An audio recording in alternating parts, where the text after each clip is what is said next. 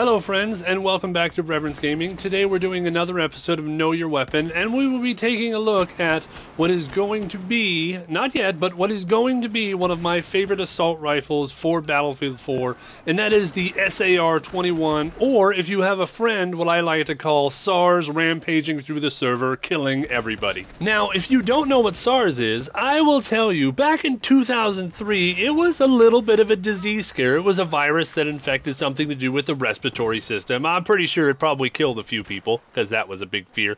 And the main reason I remember it is because they showed lots and lots of pictures on TV of people in Asia wearing the health face masks that probably don't prevent anything other than make you feel a little bit better about things. But hey, feeling good is nice. So you might be asking yourself, Mike, what do you mean this isn't one of your favorite guns, but it's about to be? Well, that has to do with the fact that they have, in fact, just a little while ago, I downloaded a patch for the vanilla version of the game, bringing the netcode up to what you're seeing in the CTE.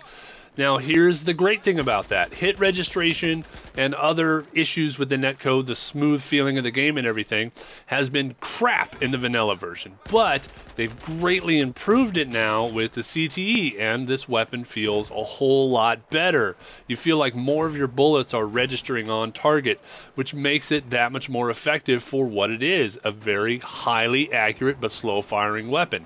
And you used to get heavily penalized for slow-firing weapons because not all of your bullets were registering.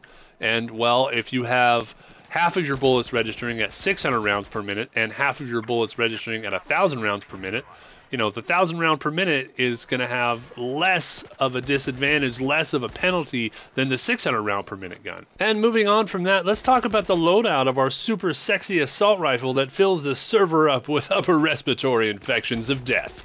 Yes, the SAR-21. For our loadout, we have the heavy barrel.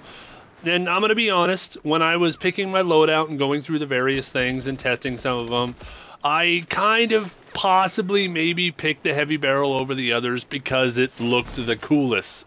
So sue me, okay? I want my gun to look neat, and that made it look the coolest. But, however, functionally, it actually suits the gun very well for giving you a nice, tighter grouping on what is going to predominantly be a medium to long-range weapon. Now, aside from that, we're using the Coyote red dot sight because we use it on all of our weapons. How many times do I have to say this? And actually, on that note, a piece of very good news. Apparently, my understanding is that they are going to change it to where your red dot optics, the close range ones, will have the same feel while aiming down sight across the board. You can apparently set that, I guess, is how it's going to be. This is an awesome change because there are certain weapons where I actually do kind of maybe prefer a little bit different looking optic. Can't hardly explain why other than it just feels a little bit better, but I like having that muscle memory built to where I can snap on targets more efficiently. And if your sensitivity is changing based on your optic, it's harder to keep that. So this is a piece of really solid, great news. Now, aside from that, our underbarrel, we're using the potato grip.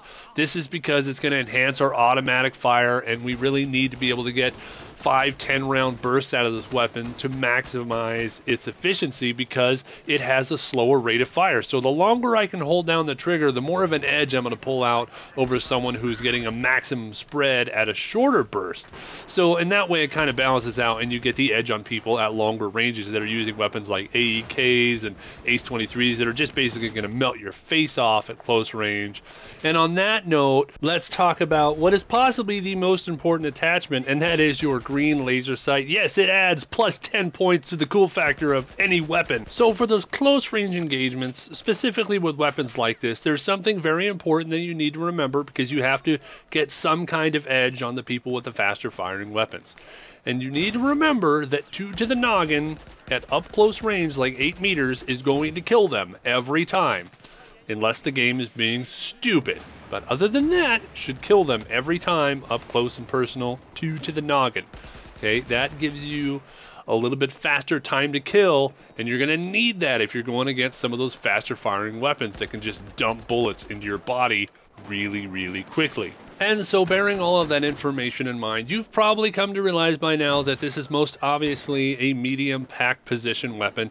That is to say that you don't want to be the primary aggressor. You don't want to be the guy that's going up in the enemy's face and being like, give me your lunch money, please.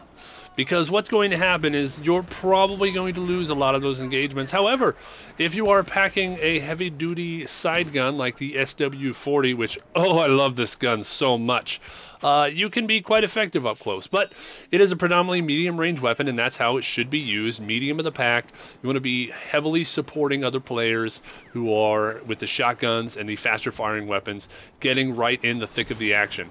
It's not to say that it can't kill up close, but you want to be focusing on shots to the noggin in that situation. Okay, so now this is a perfect example of how not to use this weapon. Do you see how I'm shooting everywhere except for where the guy actually is? Okay, that's not a good thing to do. Also, pro tip, if you find yourself in a derpy firefight and you're now out of ammo face to face with a bad guy, simply rush and go for a side angle knife. 90% of the time it's not going to get countered, and there's no reason to get completely behind the other person. And that would be pretty much all I have for you today. So go ahead, give this weapon a try out the new patch. Hopefully it's a much better experience for you. And you know, as always, God bless, and now go shoot somebody in the face.